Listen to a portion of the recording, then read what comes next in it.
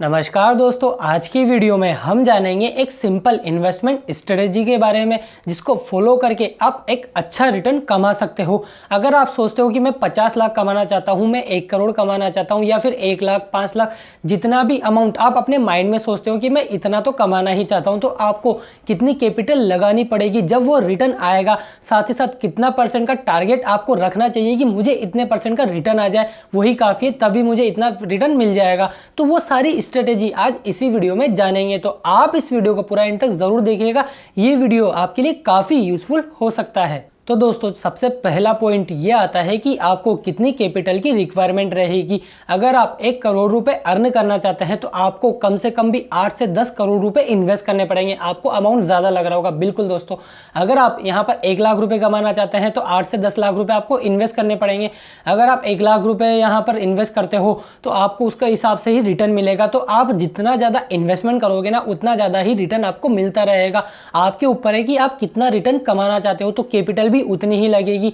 Main चीज़ है दोस्तों, यहाँ पर कैपिटल लगाने से हम घबरा जाते हैं। हम ये तो सोचते हैं कि रिटर्न मुझे इतना आ जाए, 5-10 करोड़, 5-10 लाख, इतना अमाउंट तो हम सोच लेते हैं। लेकिन वो कब आएगा? जब हम कैपिटल हमारे पास से रिलीज करेंगे, हम इतना इन्वेस्टमेंट करेंगे। जब ज़्यादा इन्वेस्टमेंट करेंगे तभी तो ज़्यादा रिटर्न आ पाएगा ना। अगर हम कम इन्वेस्टमेंट करेंगे तो कम ही रिटर्न आएगा। ठीक है। सेकेंड पॉइंट आता है यहाँ पर रिटर्न। आपको कितने परसेंट का रिटर्न का टारगेट रखना चाहिए कि इतने परसेंट का रिटर्न तो मुझे चाहिए ही चाहिए। तो दोस्तों, जो बड़े बड़े इन्वेस्टर्स है, वॉरेन बफे है, यहाँ पर मैंने भी यहाँ पर इतनी सारी रिसर्च करी है, तो उसके हिसाब से मुझे एक ही चीज़ पता चली कि 15 से 20% का आपका टारगेट होना चाहिए। इससे ज़्यादा हो जाए तो काफ़ी अच्छा, लेकिन आपका टारगेट 15 से 20% का होना चाहिए। आप में से बहुत से लोग कहोगे कि यार मेरे को तो बहुत सारे यूट्यूबर्स है जो बताते हैं 40-40% का रिटर्न, 50-50% का रिटर्न।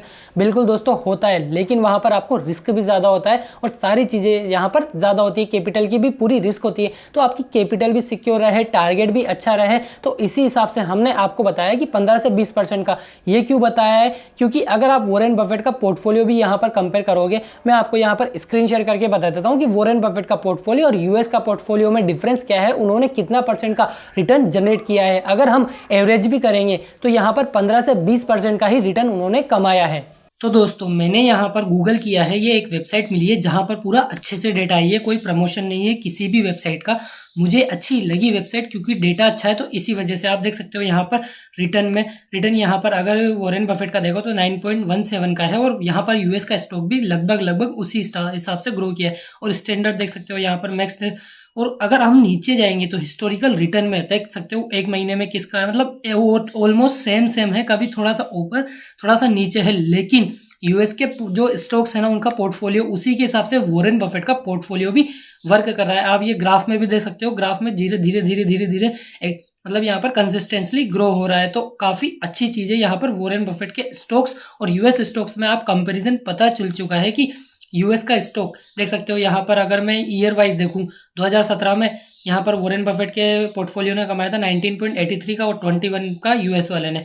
यहाँ पर प्लस माइनस ये था, और यहाँ पर वॉरेन बफेट का भी इतना -30। तो एवरेज आउट करेंगे तो हम टोटल एवरेज करने के बाद यहाँ पर जो पूरा निकलता है वॉरेन बफेट का लगभग 15 से 20% का ही निकलता है। आप ये वेबसाइट है जिसपे जाकर आप देख सकते हो, मैंने इसका लिंक वीडियो के डिस्क्रिप्शन में दे दिया है, जहां पर पूरी डिटेल दी गई है कि इतने सालों में उन्होंने कितना परसेंट का यूएस के पोर्टफोलियो से और खुद का रिटर्न कितना परसेंट का डिफरेंस था। तो उस हिसाब से आपको पता चल जाएगा कि आपको वॉरेन बफेट का पोर्टफोलियो कैसा था। और दोस्तों, अगर हम वॉरेन बफेट के स्टॉक्स की बात करें कि उनके यहाँ पर पोर्टफोलियो में कौन कौन से स्टॉक है, तो आप यहाँ पर लिस्ट देख सकते हो स्क्रीन पर। इतना इनका इन्वेस्टमेंट है, इतने बिलियंस का इनका इन्वेस्टमेंट है।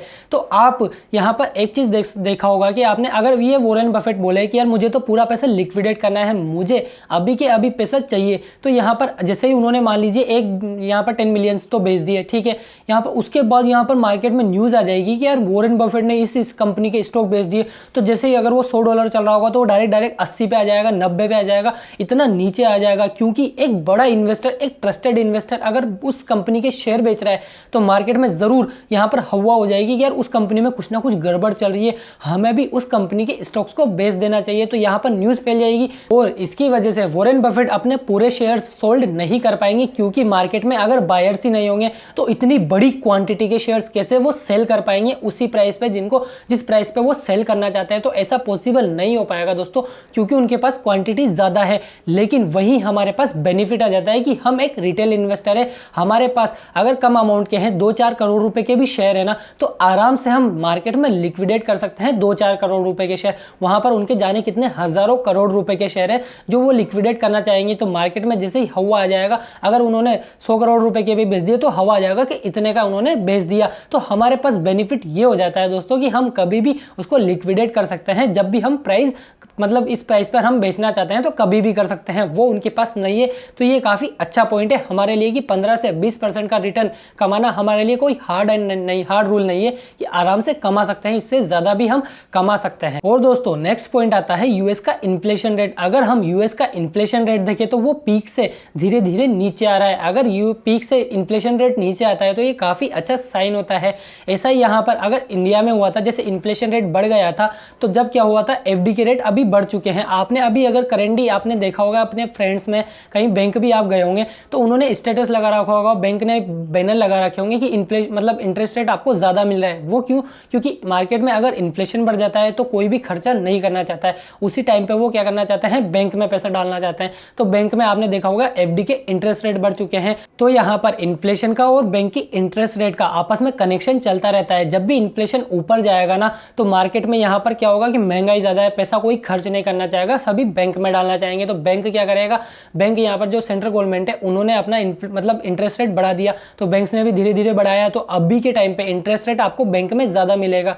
और अगर हम इंडिया के करंट इन्फ्लेशन रेट की बात करें तो यहाँ पर करंट इन्फ्लेशन जो आपको स्क्रीन पर दिख रहा है वो यहाँ पर चल रहा है, और बैंक में एफडी की रेट भी काफ़ी अच्छी मिल रही है अभी के प्रेजेंट टाइम पे। अगर आप ये वीडियो देख रहे हो, जब भी आप ये वीडियो देख रहे हो ना, तो आप प्लीज़ उसी टाइम पे गूगल कीजिए कि किस बैंक में कितने % का इंटरेस्ट मिल रहा है किस डिपॉजिट में। तो दोस्तों फाइनली हम करें कि आप इस स्ट्रेटेजी का कैसे यूज कर सकते हैं। जैसे फॉर एग्जांपल आपको 1 करोड़ रुपए कमाने हैं, 1 लाख कमाने हैं, जो भी आपने अमाउंट किया।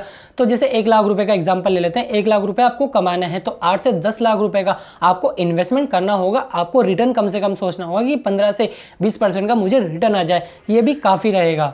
तो दोस्तों आपने जो भी अमाउंट आपके माइंड में सोच रखा है कि मुझे इतना रिटर्न कमाना है, तो आप इस स्ट्रेटेजी का यूज़ करके ज़रूर वो अमाउंट कमा सकते हो। तो आप इस स्ट्रेटेजी को ज़रूर फॉलो कीजिएगा। अगर आपको इस वीडियो से कुछ हेल्प हुई है ना, तो प्लीज़ इस वीडियो को अपने दोस्तों के साथ और फैमिली मेम्बर के साथ भी शेयर ज़रूर कीजिएगा। अगर आप चैनल पर नए हो तो चैनल को सब्सक्राइब करके बेल आइकन भी दबा दीजिएगा, क्योंकि ऐसे ही फाइनेंस और स्टॉक मार्केट से रिलेटेड हम वीडियोज़ आपके लिए लाते रहते हैं जो आपसे मिस ना हो जाए।